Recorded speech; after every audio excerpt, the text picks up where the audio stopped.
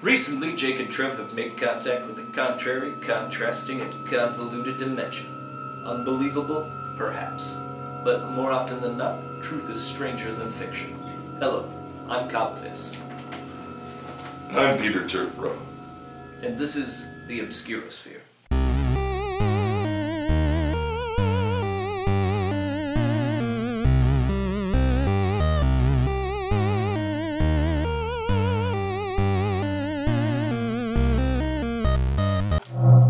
Take, for example, the world of sequential art, funny pages, comic books. In this world, DC Comics is one of the largest comic book companies in the world, locked in an eternal struggle with their largest competitor, Marvel Comics.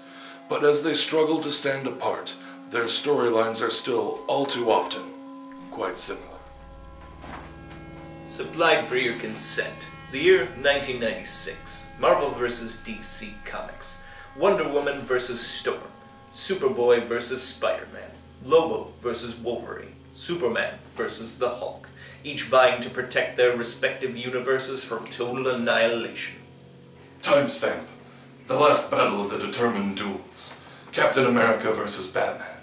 A mighty melee ensues, with the Captain narrowly capturing a victory over his able opponent, only to see both characters then drafted as ambassadors to forces beyond.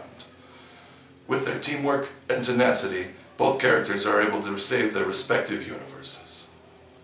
Both characters would go their separate ways, but while their universes would remain separate and distinct, could their storylines remain so?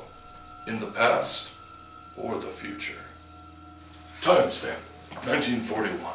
Timely Comics artist Joe Simon creates Captain America and gives him an audacious young sidekick, Bucky Barnes.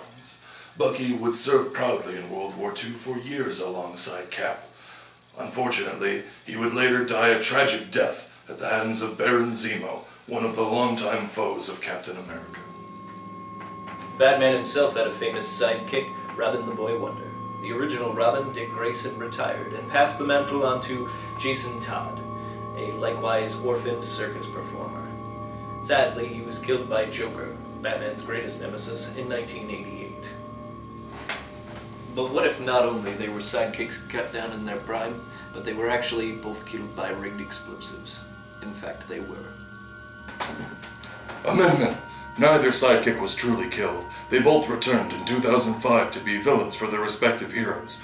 Bucky Barnes returned as the Soviet assassin Winter Soldier, and Jason Todd returned as the criminal mastermind, the Red Hood.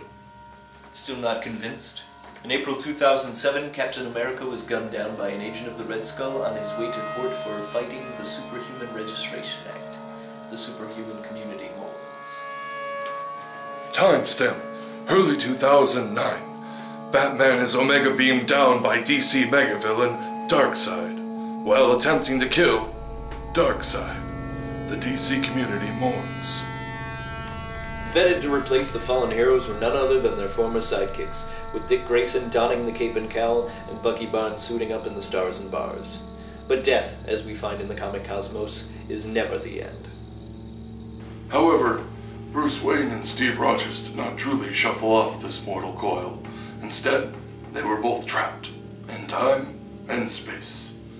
However, they were both successfully able to navigate their way back to the present. Upon their returns, they acquiesced their manos to their respective allies who had held their positions during their sojourns beyond. Captain America formed the Secret Avengers, where Batman gathered a crew to create Batman Incorporated. Recently, both characters' storylines have been resolved. However, the characters themselves continue on in the rebooted and repurposed universes of DC and Marvel. Were these men doppelgangers? Or identical twins separated at birth by publishing ties. Transcendental beings connected through separate universes by the thread of coincidence? Aliens? We may never know. For the Obscurasphere, I'm Pete Tervro. And I'm Godvis.